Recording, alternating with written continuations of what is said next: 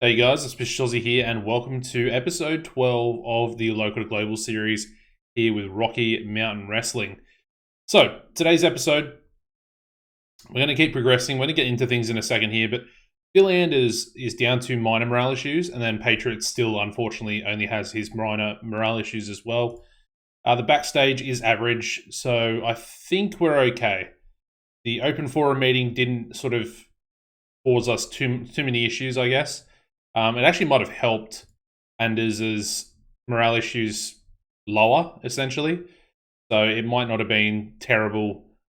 But I probably won't use it too much more in the future.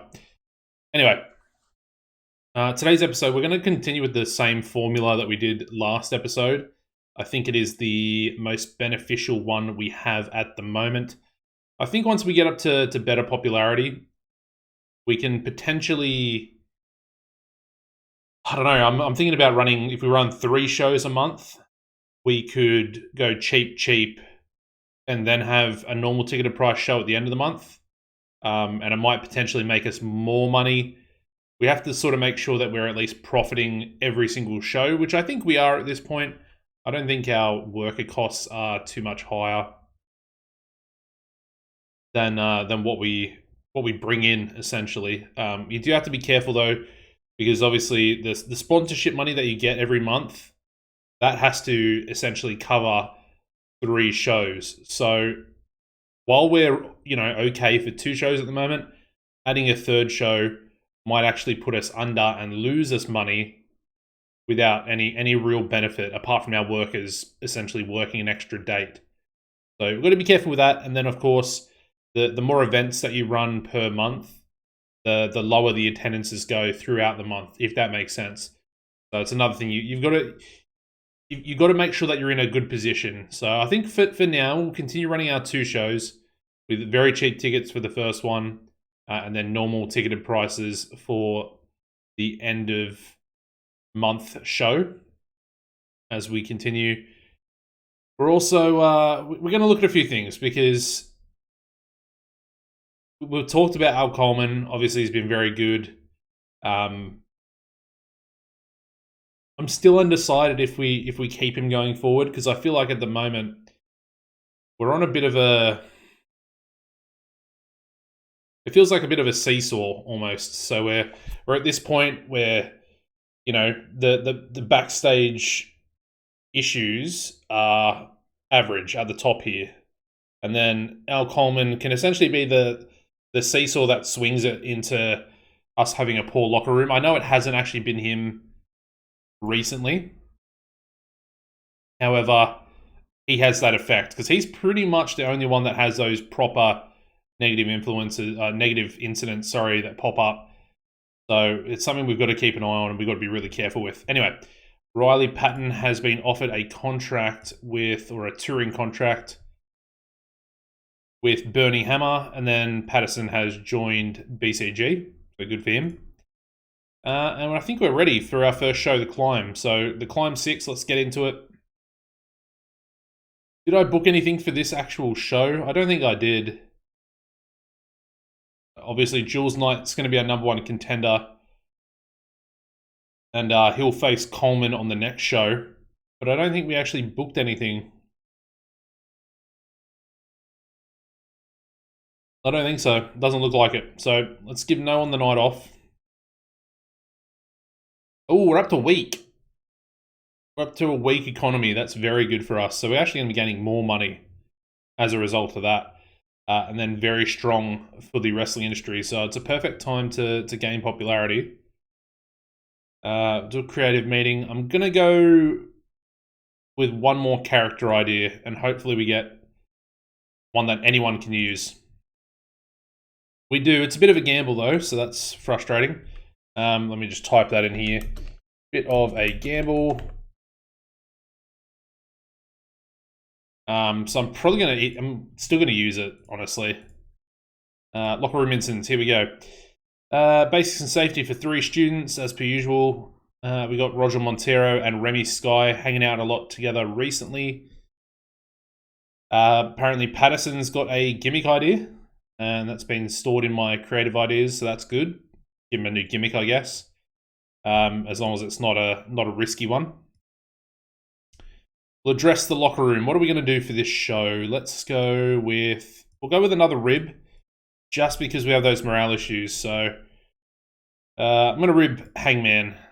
Successful rib there as well on Hangman, who's extremely happy. So that's good. But let's book. So I think for tonight's show, we'll go another tag team main event. And this one's going to be interesting. So let's have Jules Knight and Al Coleman teaming up. They will be opponents for the big end of month show, sorry. And they're going to take on Remy Sky and, where is he? Roger Montero.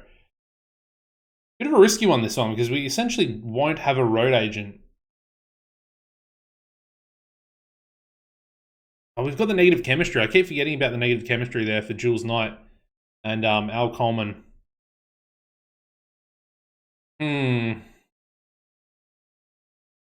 It does make sense though, so I think I'm gonna roll with it anyway. So we'll save that. We won't ignore the warning in the future because I think it's important that I remember about it.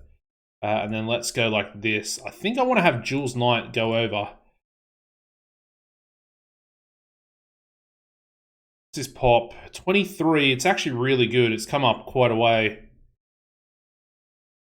I think Montero probably had the lowest. Yeah, 25, and then probably 29 here for Remy. Yeah, 29. Okay, this is what I'm going to do. So, Jules is going to win. Roger's going to lose. And then we're going to keep Remy strong. And then it'll be open, script, slow built, and decisive. Do I make it decisive or do I go tainted with it?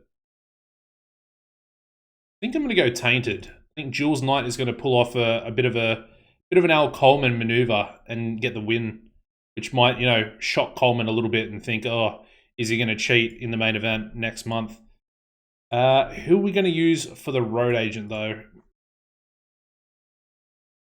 Blue Dragon does have 74 psychology. He's gotten incredibly good from his tours with WLW in Japan. Doesn't have the experience though, so it's probably just going to be American Patriot then. We'll book that one. Again, we'll do an angle. Let's do a contract signing. So Coleman and Jules Knight. And then who do we have come out and be the moderator? Dale Kenny, the referee. I mean, it kind of makes sense. You get a referee to do a contract signing. We've got no one else. So Coleman and Knight come out and sit at opposite ends of the table and sign the contract for their heavyweight title match. I guess for their match.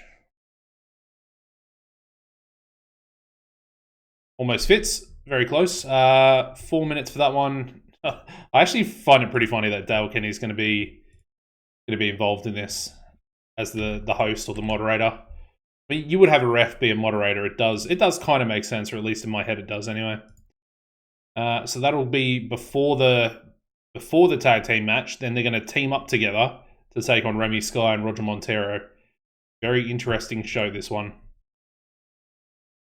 We'll exclude already booked. Till we got, let's have Hangman take on maybe Jack Pride. Have we done this match many times throughout our history? We did it back in March once, and it was a 27. So a very early match between the two.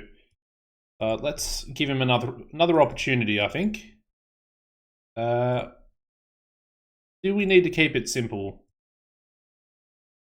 55 safety. I think that's probably good enough not to botch, but I might do it anyway just because it's Hangman. I really don't want Hangman to get another injury. So keep simple. Jack Pride. Done. And then we'll chuck another angle there. Actually have a war of words between those two. Obviously, Primetime Jack Pride is very, very good when it comes to cutting promos. He's got really good entertainment skills. Hangman has been impressed by Pride. Wants to see what he's made of. Pride acts smug and says the critics will fill that in a second. So let's go like that. Bang, bang. Script that one as well. Chuck it in here. And says that the wrestling critics are wrong. Wrestling critics are wrong for claiming Hagman is the best that RMW has to offer. That'd be like an Uncle Dave essentially, stating that Hangman's the best he's ever seen and the best up and comer. And then you got someone with a lot of talent like Jack Pride sort of being left off simply because he's got poor momentum and stuff like that. So I like it. I think that's a good little just an impromptu match thrown together with a nice little angle and a little bit of backstory to it as well. This one, let's go with the Patterson sorted out. It's pretty much Jerry Pepper and Phil Anders, so I pretty much need them in a tag team getting the win against someone. Probably a Blue Dragon. Let me do a tag match. One thing I'm going to try here is we're actually going to try and hire another local worker. And I should probably make this males, just so it's a little bit of a shorter list for us. I might bring in the silencer. Is he going to be cheap? Apparently there is a way to lower the money that you offer. At least to these guys. I don't see it for the one night only contracts, but yeah. I'm gonna make him a face though, and we'll offer him 25. See if that works. It will actually work. So you can actually offer him $5 less. That was a little hint in there, a little suggestion from the comment section a couple of episodes ago, about 3 episodes ago, I think. But yeah, there we go. We'll bring Silencer in for one night. He's going to take a loss here in a tag team match along with Blue Dragon. So Blue Dragon and the Silencer taking on Jerry Pepper and Phil Anders for 12 minutes. And let's go. We'll go with Jerry Pepper to get the win. Loser can be the Silencer. And then open script and decisive for that one. Again, it's literally just to get momentum for these two. I might actually... Let's go use that... Apparently Silencer is unhappy about it. What's his popularity? He's actually got 16 popularity in our region. He'd be a very, very useful worker. Interesting. What's Pepper's popularity? 12. I mean, I'm not really fussed. I'll keep him strong. That way, hopefully, he keeps his popularity. To be honest, because I might bring him in. If I can bring him in on about $25 or $30 an appearance, he'd be another decent worker to have.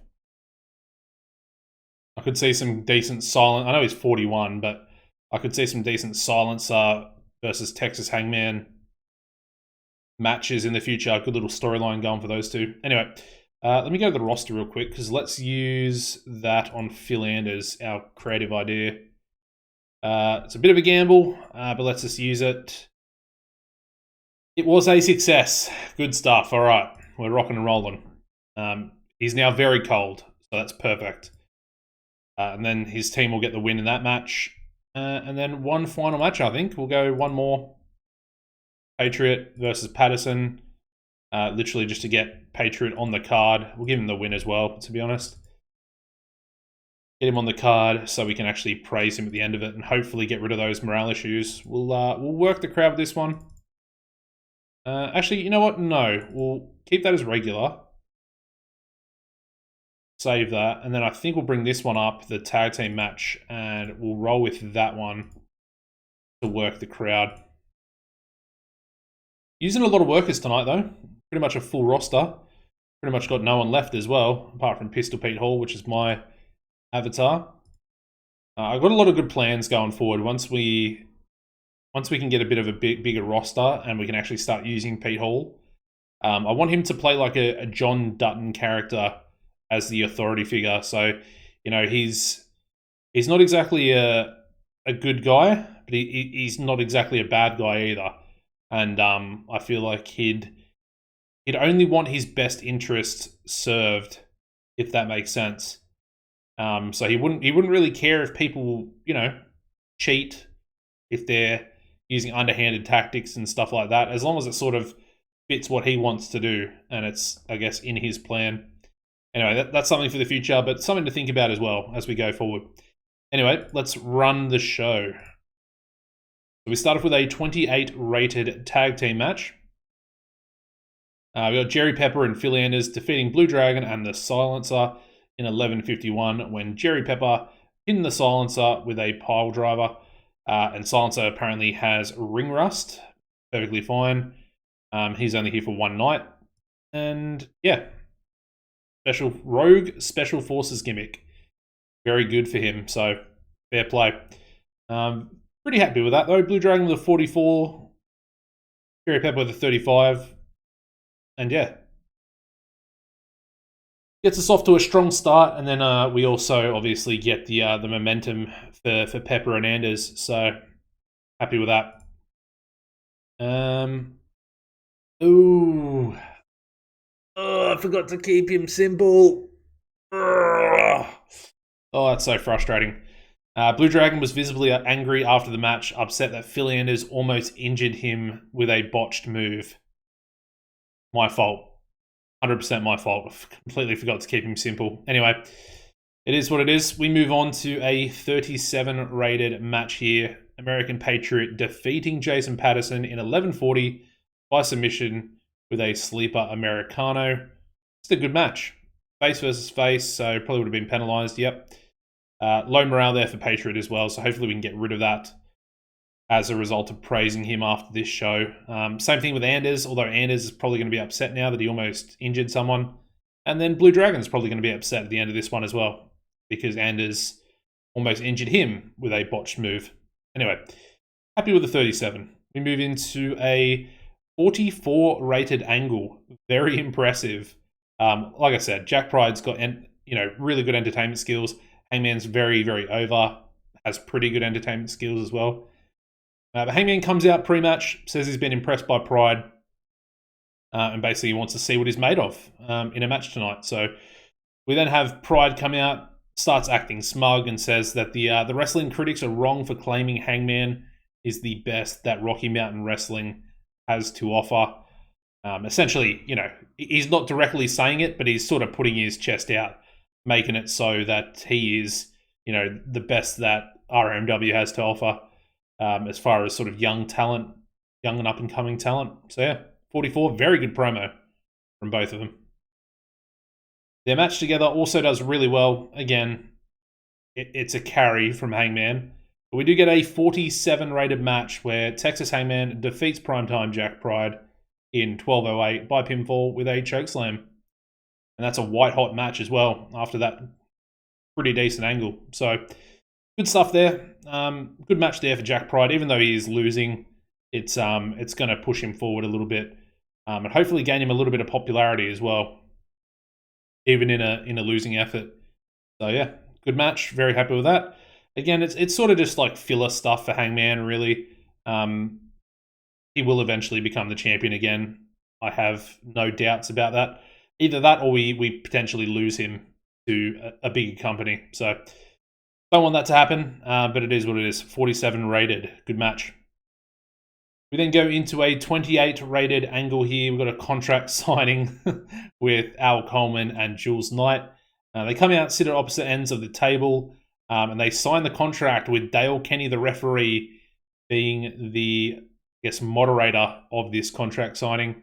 Essentially making sure, he basically says, do you want to sign the contract? As if someone's tapping out. And yeah, they both signed the contract. So good stuff. 28. This is not great, but it is what it is. It's a different angle, so hopefully we'll get that little bonus as well at the end of this show for the overall show rating. But the main event, big tag team match, we get a 52 rated. Not too bad. Even with the negative chemistry there for Coleman and Knight, we still get a 52. We have Al Coleman and Jules Knight defeating Remy Sky and Roger Montero in 20 minutes 5 seconds when Jules Knight pinned Roger Montero while using the ropes for leverage.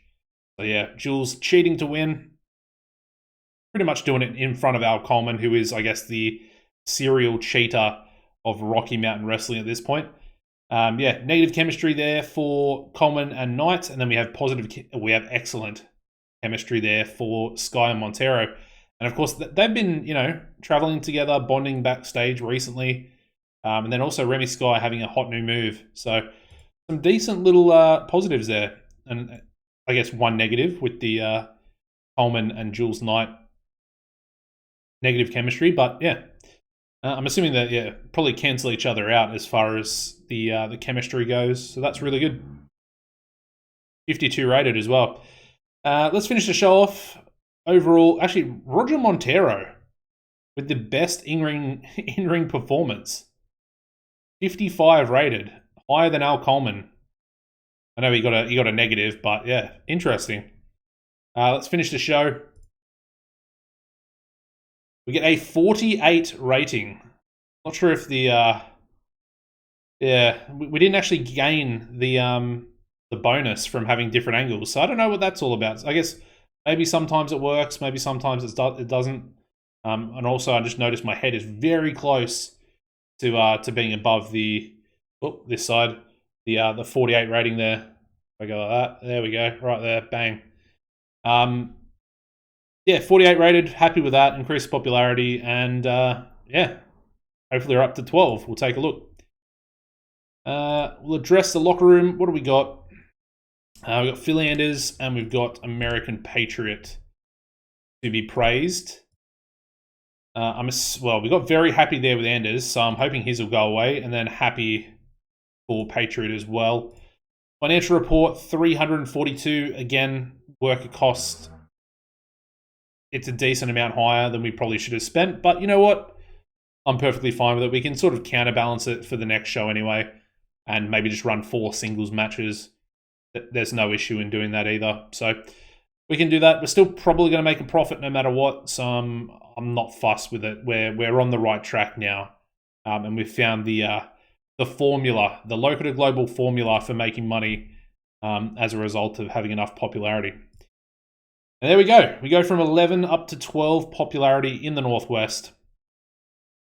Very happy with that. Very happy. We're only 5 points away from tiny size as well, so that's going to be coming up very quickly in the next few episodes. So yeah, probably 5, 6 or 7 episodes, I guess. Six or 7 would probably be the amount. I'm going to probably lean to 7, purely for the fact that, we seem to gain a point of popularity every month for 2 months in a row, and then that third month we usually don't gain anything. So that would be my best guess. Yeah. How are we doing on the finances? So we're down 219, but we yet to gain any real sponsorship money there either. So not too bad. Also, something I responded to a comment, and I actually, planned out what we're going to do for certain events. Reach for the sky. I want to let me advance here because I'll talk about it. I want to try and do, I guess, a bit of a almost like a Money in the Bank ladder match type match. I think what did AEW do back in the day? Scorpio Sky won the first one. It was like grabbing the brass ring or something like that. I want to try and do something similar with the main event of this show. So I'm thinking maybe we don't do Jules Knight versus Al Coleman for this one. We might do like a Reach for the Sky winner, and I might actually add it as a separate sort of title defended once per month. And then the person that wins that cashes it in for a title match in the future. I think that could be a good way of doing it. We also don't have a sort of Royal Rumble type match, which I would also like to do. You can't really set that up yet. So I think in the future we'll potentially change one of our sort of maybe one of the more normal events that we have and change that to some type of Rumble. And yeah, I definitely want to have some type of Rumble and maybe even have that be the main event winner or the winner of that going into the main event of Hitting the Peak, which is our sort of big end of season finale. So it might be like whatever the show is to before Hitting the Peak. We might run that as our in the future as our sort of big Rumble type match. We can always do like a 10-man Rumble as well, or a 20-man Rumble once we get up to small size, 35 popularity. I'd be pretty happy with a 20-man Rumble. Probably wouldn't have it as the main event. You might have it run first potentially, because I think it is very difficult to book a Rumble style match, like an over the top battle royale, and getting it to have ratings that are very high, as opposed to maybe running it first and then essentially having a proper main event singles match or whatever. I guess similar to I feel like they used to do that. Back in the day, they used to still have like a WWE Championship match at the Royal Rumble where it would go on last. And then times they'd have just the Rumble match go on last as well. Yeah, that's my thought process. I think for this month we will do that. I've sort of changed my mind. I wasn't going to do it this early, but I think for now we will do it. And then I guess next episode for the climb, we can just have Jules Knight versus Al Coleman. I think that'll be a decent way of doing it.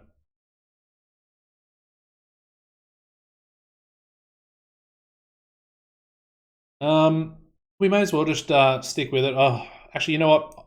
I'm going to advance forward and I'll join you guys back once we finish processing. Alrighty, we are back. Let's have a look. What messages we got? Wild Red Stallion, hired by BCG. That's pretty good. Happy with that.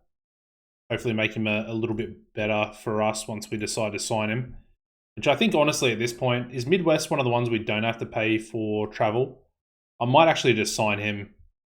And I'm tempted to sign Silencer as well. Let's maybe think about that next episode. I might make a couple of signings next episode. Nathaniel Casino was another one I was looking at pretty in depth at the moment. He's maybe third choice. He's very good, as you can see there. Also going on tour quite a bit with WLW, so he'll be improving, similar to Roger Montero and Blue Dragon. So lots of positives there. Austin Smooth, isn't that a familiar face? Well, technically it's not a familiar face because his render is very, very different. But Mr. Austin Smooth used to be a big player. He's also a professional personality. He used to be a big player for us on the original Local Global with Rocky Rocky Mountain with the Canadian Wrestling Coalition. He wants 60 per show, which is a little steep. It's sort of Blue Dragon levels, and doesn't have the best popularity in the Northwest either. But he's got a decent little bit of pop pretty much across nearly every region. Obviously, PSW National Champion. Is he still working for PSW? He is. Okay. Interesting. Touring there for BCG as well. Probably should have shortlisted him. Anyway, doesn't matter too much. Let's get into it. So here we go. Reach for the sky. I think we will try and run with the... We've got to be very careful with this ladder match, because our product doesn't really allow us to do it. So I'm going to have to create the match myself and then go in and essentially make it so that they will be happy with it and not be turned off by the match itself. So let's spend creative idea again. We're going to double up here. We're going to go character ID and then another big gamble. That's frustrating. Seeing as that one's big gamble, I don't think I'll use it because it will have a very, very high chance of backfiring. And this one's a bit of a gamble for Montero. So I think we can use this one in the future. We won't use it this episode because, well, this show, shall I say, because Montero will be involved in that ladder match. Locker room incidents.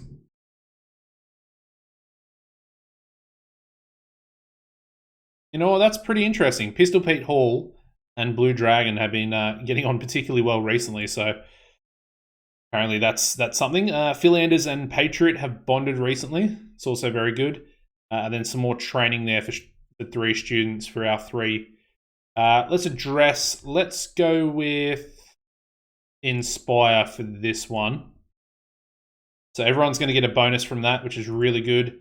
Didn't check the morale issues, but they are all gone. They are all gone. Also, a heavyweight title has not been defended in 35 days. I don't know if that actually is like a warning, potentially, that you might lose a point of prestige if it is not defended. I don't know if that's the case or not. Anyway, I guess technically I could do reach for the sky this year. Could be for the heavyweight title in that ladder match. And then I guess going forward in future years, we could essentially use it as the number 1 contendership. I think that's not a bad little idea, actually, because then that allows Coleman to be in the match. So let's do that instead. Let me go into here. We need to add match. We'll search like that. And then we need a multi-man ladder match. So who are we going to use? I want to have maybe 5-man. So I want to have Coleman. I want to have Jules Knight. I want to have Hangman. I said I was going to use less workers this show. Obviously, that's not happening. So Coleman, Jules Knight, Hangman, Remy, and Roger. Yeah, I think they're our 5. So let's go 5-man ladder match, but we need to essentially add new match because the content risk is low. I think we need it to be very low.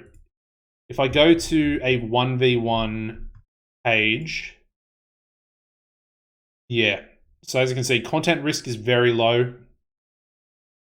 I'll keep the injury risk average for the ladder match, but let's run that. So it's going to be 5-man ladder. So grab that one and then add new match. It's going to be 1v1v1, and we're going to rename it as Reach for the Sky. And we'll essentially know that it's our Reach for the Sky match. We'll get rid of that as well. A Reach for the Sky ladder match for 5-way for a 5-way singles bout. 5-way singles, yep, that's perfectly fine. Non-wrestling, 5 minutes apparently. Ladders, item retrieval, perfect. Content risk needs to be very low. Has name value, yes. Default, no. Hold in the ring, regular, 1 fall. Yep, that's perfect. Okay. I think that's pretty good, so let's save that. Okay, we cannot do that. Oh, Oh, that's frustrating. If it has ladders involved, it has to be low content risk. Do I risk it and risk putting off the fans? I guess if I do it this way and we can't have the match that we want, I guess we'll know from this point. So I'm going to do it anyway. Give it 25 minutes. I want to at least test it. I'm pretty sure it is probably going to turn the fans off. But like I said, I want to give it a try. So yeah, Jules Knight, we're going to chuck in Remy Sky. We're going to chuck in Roger Montero and Texas Hangman. Sort of our 5 best workers at the moment, to be honest. Maybe Blue Dragon for Jules Knight potentially. I think he might be a little bit better. And yeah, we're going to give the win to Al Coleman, I think. We will script this one, slow build, clean, retrieval finish. There's no real loser in the match either, so that's perfect. Do I keep Texas Hangman strong? I won't do it because I don't want to potentially risk the rating any further. But let's put the title on the line and let's change our road agent to Patriot. Cool. Yeah.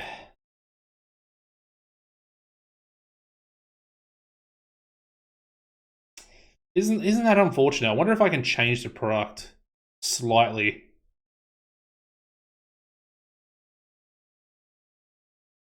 I wonder if there's probably no way to change it.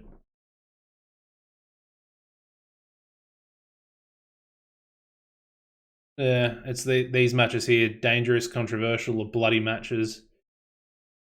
And then only basic match setups like cage or pole are acceptable. We're not using reach for the sky match via, I don't know, something on a pole match. That's unfortunate because I really liked this event being sort of that ladder match that we could have. And I don't really want to change the product, if I'm being honest. I want to have this old school feel to it, so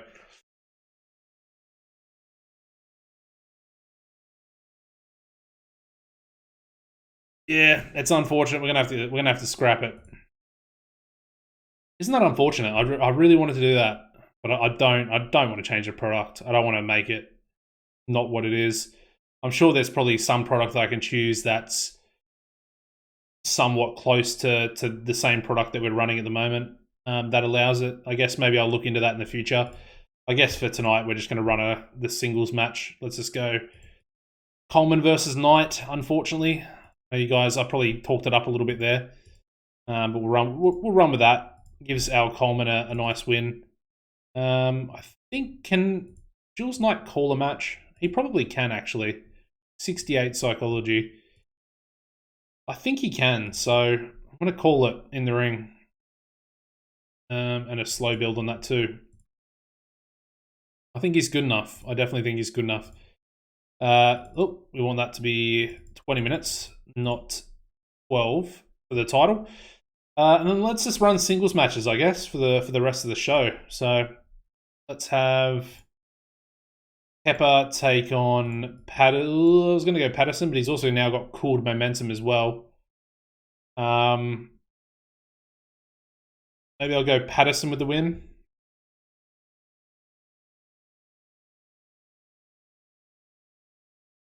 Assuming Patterson's probably a little bit closer to going up in his momentum anyway. So we'll roll with that. Let's go with another singles. I was going to go tag team match there for a second, but I won't. And let's go Montero and Jack Pride.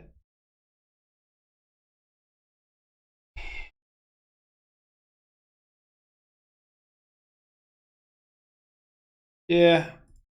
Unfortunately for Jack Pride, he'll take a loss. So all the momentum I've tried to rebuild, and I have done a fairly decent job, we're essentially going to get rid of all of it tonight. So that's unfortunate, but it is what it is.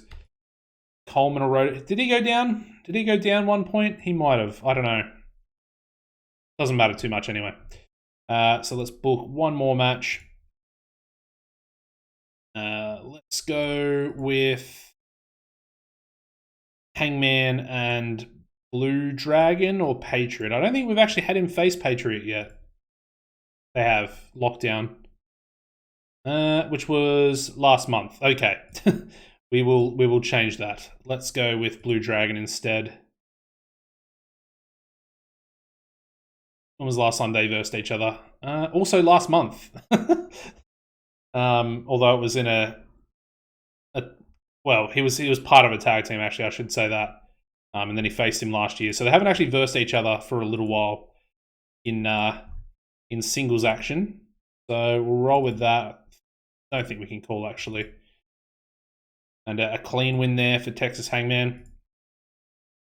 He's got very good psychology now, does Blue Dragon. That's the only reason why I'm still essentially forking out the money for him. He's very, very good. And then, yeah, Hangman, he needs a little bit of help when it comes to his psychology. So hopefully Blue Dragon can teach him a thing or two in this one. Let me bring this match to the front. That'll be our work the crowd. Perfect.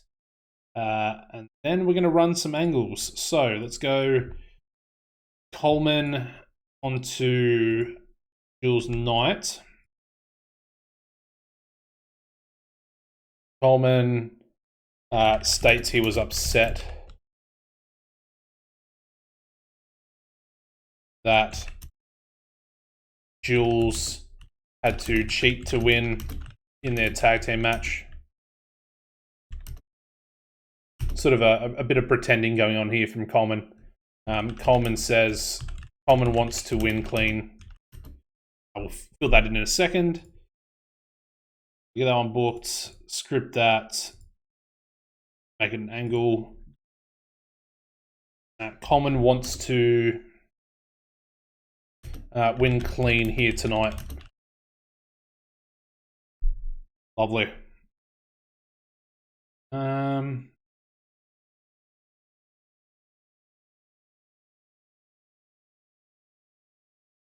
It looks like you pretty much have to.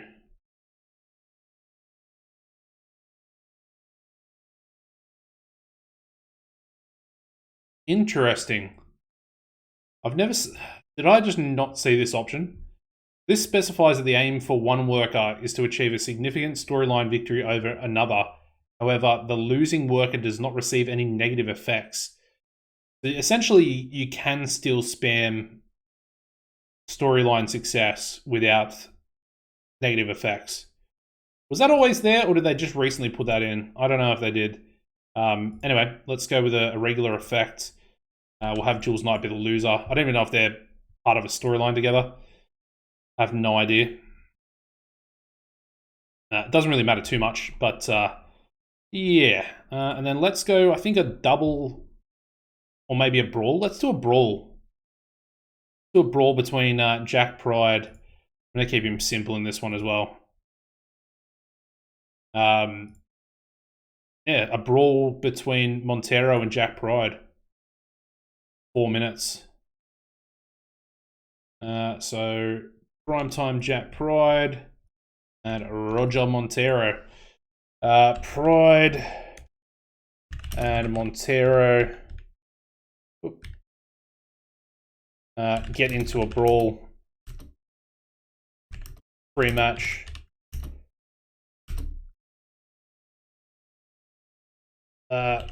They're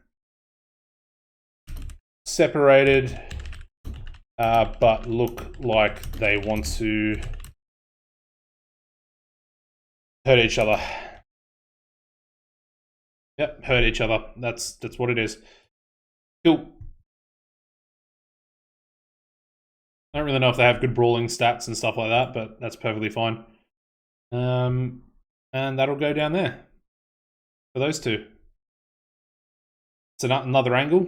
Perfectly fine. We're at 89%. Let's run the show. So we start off with a 40 rated match between Jerry Pepper and Patterson for our Work the Crowd. Where we have Jason Patterson defeating Jerry Pepper in 11:36 by pinfall with an Oklahoma Stampede. And the match was designed to work the crowd. So very good starting match. 40 segment rating for the match, and a 38 in-ring for Pepper, 36 in-ring there for Patterson. So the young boys doing some decent work out there. Good match. We then move into a 50 rated match where we have Hangman defeating Blue Dragon in 11:42 by pinfall with a chokeslam. Very good match to follow up as well, and a very similar in-ring performance for both of those guys as well. Happy with that. Again, bit of an impromptu match there for Hangman, just to give him some matches and keep his momentum where it needs to be. We then go into a 34 rated angle, the pre-match brawl. We got Pride and Montero getting into a brawl pre-match. They're separated, but look like they really want to hurt each other going into their singles matchup next. 34 is not too bad when they're both, rated on fighting as opposed to cutting a promo. Their match together also does really well. We get a 48 rating where we have Roger Montero defeating Primetime Jack Pride in 12:11 by pinfall with an eagle chop. Yeah, just a white-hot match at the end of it. So very good stuff there from Montero. And again, Jack Pride was keeping it simple. Both penalised for inconsistency, though, and obviously the inexperience there for Jack Pride as well. We then go into a 42 rated promo here from Al Coleman. He states he was upset last show that Jules had to cheat to win in their tag team match to get the victory, which, very contradictory of Al Coleman. He always cheats. But basically, Coleman says that he wants to win clean here tonight to beat Jules Knight in the main event. So 42 is decent for that one. Really good promo. Leading into the main event, should get about a 53, I would say. What I'm aiming for anyway. Wow, okay. I was not expecting that match to be that good. We get a 63 rated main event. That's our highest ever match rating. And it's two heels against each other as well. 63. And here's me thinking I'm getting rid of Al Coleman at some stage in the future. I don't think so. Anyway, we have Al Coleman defeating Jules Knight in 2020 by submission with an ankle brace. We have Al Coleman making defense number 4 of the Rocky Mountain Wrestling heavyweight title. 63! Oh my god. Got a 65 in-ring there from Coleman as well. That is insane. Only 2 penalties as well, and one of them was the heel versus heel combination, and then the physical condition there for Coleman's body. So that match was, is there even a storyline attached with it? I don't think there is. It's literally just the match between the two of them. Obviously, a couple of bonuses there for the pre-show inspirational speech, but everything else, I don't know. High morale there for both of them as well, which is good. Good momentum as well for both of them. So Jules's momentum actually coming into factor there a little bit as well. 63.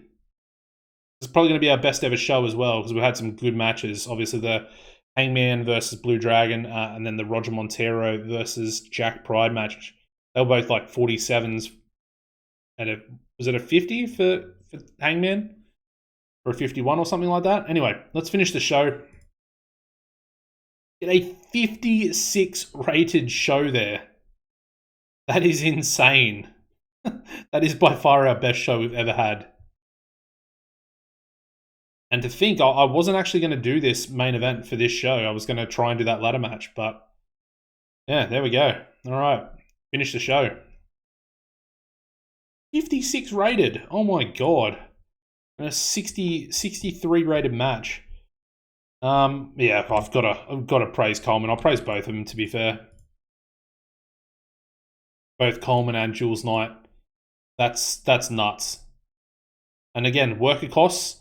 We did 4 singles matches, so we essentially, only pay $360 in worker costs for that show. So we've sort of clawed back the money that we spent on that first show with the double tag team matches.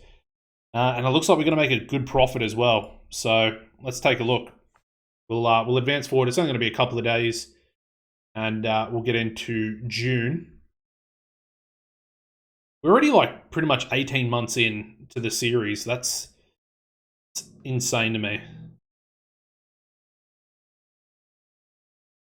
All right, so Casino's finished his WLW tour. That's nothing really too interesting for us. You got Total Mayhem for TCW. Take a look at that. Spencer Spade defeating Matt Hocking to retain the World Heavyweight title. Spencer Spade already. It's a good signing there from TCW, if I'm being honest. He's one of my favourites. He's with the SWF as well. So, big signing there. And it makes sense that he's actually their World Heavyweight Champion as well. Who else have we got? We've got a 95 rated match. Hawkins defeating Freddie Huggins in a ladder match. Insane. 91 there for Zimmy Bumfole and Chris Flynn, defeating Mark Speed and Sterling Whitlock in a cage match. Interesting. Another big signing. Pretty decent signing as well. Sterling Whitlock to TCW from US Pro. Zimmy Bumfole as well. Another SWF. I don't know why I couldn't just say that. That was weird. He's also very, very good. As you can see, he's 40 years old, so he's a lot older, but very, very good worker. So they made some decent signings. Let's actually jump in. I do love my TCW. Let's take a look at their champions at the moment. So, television champion, they've got Titan. It's not a bad little shout. Only one successful defense so far. World Heavyweight, as you can see, it is Spencer Spade. He's held it for 92 days with 2 successful defenses, winning off Aaron Andrews as well. Tag team champions are the American Cobras. Very nice to see that as well. They beat Divine Fortune, who had 15 title defenses, nearly held the belts for a full year. That's pretty cool for Divine Fortune. Anyway, and then did we have King of Kings? Who won that? Freddie Huggins, apparently. Freddie Huggins won King of Kings. Kind of unexpected. Kind of very unexpected, to be honest. Anyway, we won't go through all of them. I might show you a few here and there, but I want to focus on us. We need to focus on what we're doing. So let me advance. We'll advance 3 days here. And let's find out how much money we made for the month of May. I'm expecting maybe 300 plus, I think. Considering we did actually go up to 12 popularity this episode, I think 300 is probably a decent little bit of profit that we can get.